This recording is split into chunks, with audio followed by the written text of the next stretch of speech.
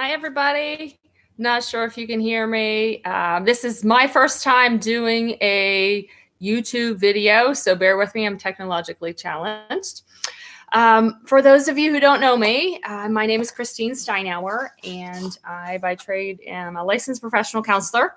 More importantly, I attend St. Paul Church and worship at the 945 service. I have 2 kids, married, and have been part of the congregation, I want to say about 8 years. We just started attending after I had my first son. My kiddos are 4 and 7. So I want to just talk with you guys today about some pointers on how to de-stress during the COVID-19 quarantine.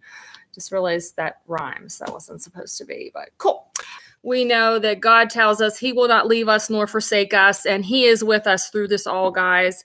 So I can say I'm living proof that God works in people and works through us in ways that we don't believe always possible when we can truly die to self. I am a person who deals with anxiety myself. I have a fear of public speaking, and here I be. So definitely, we are all in this together. That is one of the main take-home messages today. I'm just here to give some tips of things you can apply and you can try. I would not try all of them. I would pick maybe 1 or 2, try them for a week or so. If you like them, keep them. If not, try some new ones and see if those fit for you guys. I'm going to start by speaking to something that a client once told me about fear. So if we look at that as an acronym, FEAR, it is false evidence appearing real. So true, right? So we know that in here, but really living that in here can be so difficult. So really, number 1 for us, talk. Don't hold your feelings in. Find somebody that you trust and you can talk to, whether that's a family member, whether that's a friend. Talk in person, talk on the phone, talk on FaceTime, but don't stuff those emotions. If you feel you need a professional, there is help that can be available out there. As counselors, we're now available virtual, which is a really cool thing. That still is confidential, but definitely talk. One way that you can talk, if it's a parent trying to talk to teens or to kids about how they're feeling. For teens, I like to kind of say around the dinner table, hey, tell me your highs and your lows for the day. So in other words, what was the best thing that happened? What was maybe the worst thing that happened? Parents with little kids, I would say, recognize the changes for them are going to be noticed in their behaviors right now.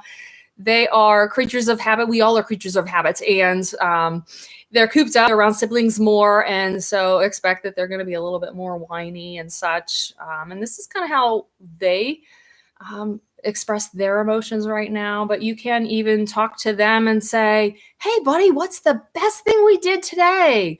Or, I know things are tough. Is there something that you really missed, something that you wanted to do that we weren't able to do? And they might say, yeah, I wanted to go to the park, and we can't do that anymore. Number 2 is limit your exposure to the news and Facebook. Negativity is going to breed negativity. So we know misery loves company. So if you want to get on the news or get on Facebook, get on there, find out what's happening in the world, and then get off. Don't stay on there for hours and hours on end. That really is not going to be helpful. That'll probably make you more worried about the state that we're all in right now. Embrace change. So what does that mean? That means we have to let go of what used to be. We don't like to let go. We don't want to branch out of our comfort zones. We are all creatures of habit. But let me say this, that crisis brings opportunities for change. And that can be change for the better. Sometimes we have to take 1 step backwards in order to make 2 leaps forward. So right now, we can't go over it. We can't go under it. We can't go around it. We have to go through it. Change is inevitable. That's one of the few things that we do know.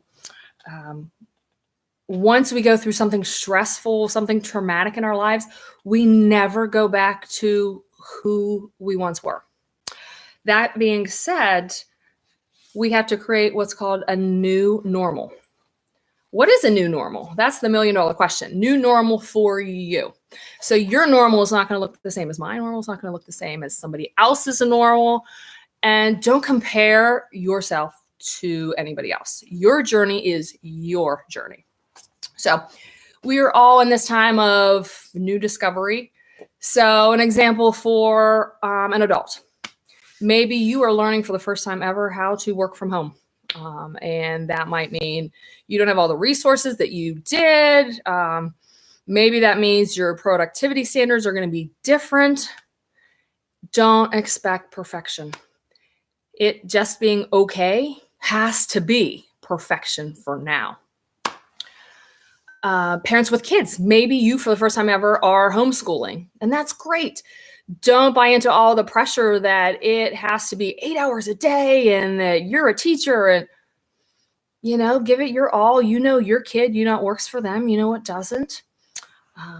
So other things, maybe you live at home by yourself and this is a time to discover a new hobby. Maybe that's going to be a part of your new normal, that you're good hands-on and you want to do around the house project.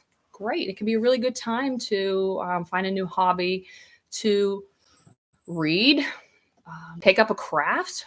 Knitting and crocheting are very effective at reducing anxiety. Next one is connect with others. We, by nature, are very social beings. And here we're being told, hey, you have to stay 6 feet apart and you can't go here and you can't go there. Okay, well, we still need connection. So find out a way of how you can have that connection. Right now, this is a video. So maybe doing other videos, maybe FaceTiming with people, good old telephone. So connection with people can be something as small as, when you're at the grocery store, although we are all afraid who has corona, who might get corona, look somebody in the eyes, smile, let them go in front of you. So just being compassionate can be a way to connect with other people. Let's see, cultivate an attitude of gratitude. So what we think about, we bring about. And many times, 75% of the things that we worry about never come to fruition anyway. So that being said, resilience is something we all need. So resilience is our ability to bounce back. It used to be thought that you were either born with resiliency or you didn't have it. That's not the case. We now know that resilience is something that you develop, but only when you go through a stressful time. Think about a diamond. What is a diamond formed from? It's formed from pressure. It's formed from sand, years. And then what comes about? Something that's so valuable, kind of like us. So one way to cultivate that attitude of gratitude, this is good for teens, this is good for adults, is keeping a gratitude journal. Start or end your day listing 10 things that you are grateful for. That way we're keeping those at the forefront of our mind. It's easy to think about all the things that we don't have, all the things that we wish were possible, but that's not going to help us right now. Instead, focus on the things that you do have and you are grateful about. For kids, journaling is helpful also. Maybe instead of listing what they're grateful for, we could just gear that to them by saying, I want you to write a couple sentences about what made you happy today, and draw a picture showing you doing that thing. Next suggestion I would have is go get active. Exercise, exercise, exercise. So we know when we are doing any kind of exercise, our brain releases endorphins, dopamine, serotonin.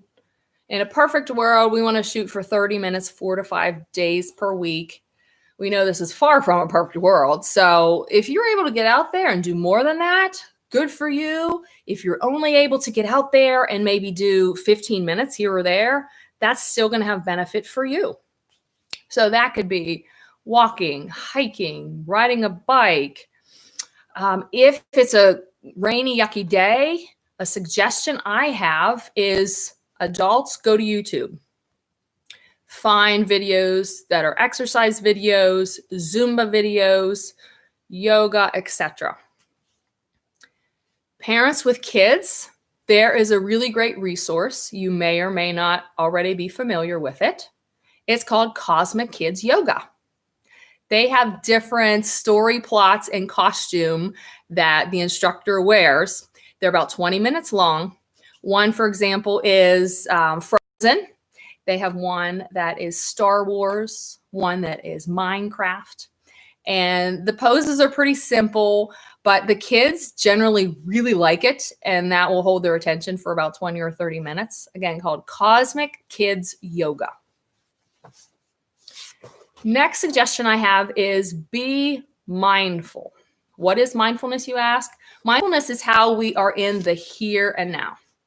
When we start to worry, our brain generally goes back into the past, reliving something over and over that has already happened, or it fast forwards to the future and it starts wondering and worrying about what is to come.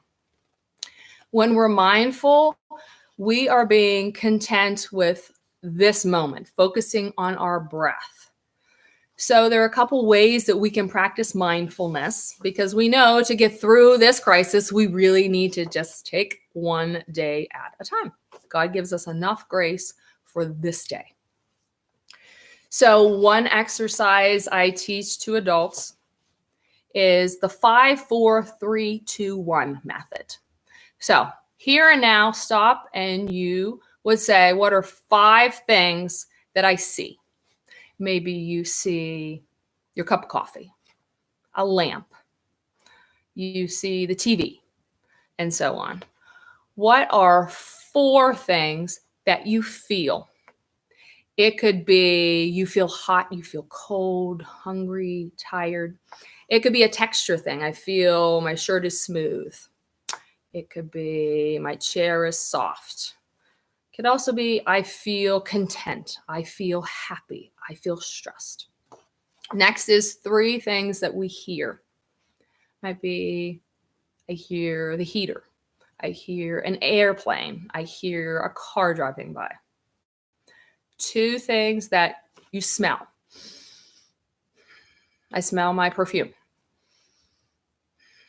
I smell air. 1 thing that you're tasting. Tasting garlic for my lunch. Again, 5 things that we're seeing, 4 things that we're feeling, 3 things that we're hearing, 2 things that we're smelling, 1 thing that we're tasting. You can use this for kids as well. How I would gear this to them, I would get a sensory item, such as slime or Play-Doh. Could even be a crayon. Crayon has that very distinctive smell. So as they're squishing or holding onto the slime or the Play-Doh, same thing. What are the 5 things that they're seeing, feeling, hearing, smelling, touching? Another really good way for adults and kids of any age to practice mindfulness is meditation. My kids use meditation every night because they're insomniacs. And you generally go to YouTube, you type in meditation, and there are videos anywhere from hours long to just 20 minutes long. So meditation is really good as far as quieting our brains and being in the moment. It also additionally helps for sleep. Have faith. I figured you guys knew this one was coming. So this is a time to really connect to God, putting him at the very front and most important element in our life right now. So find a way to read the Bible, read scripture, see what our church is doing and getting involved that way. Finding podcasts.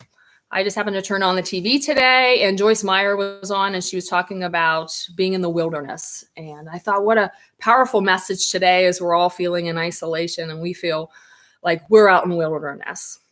So, whoever your favorite, pastor on the internet is, of course, we love Pastor John.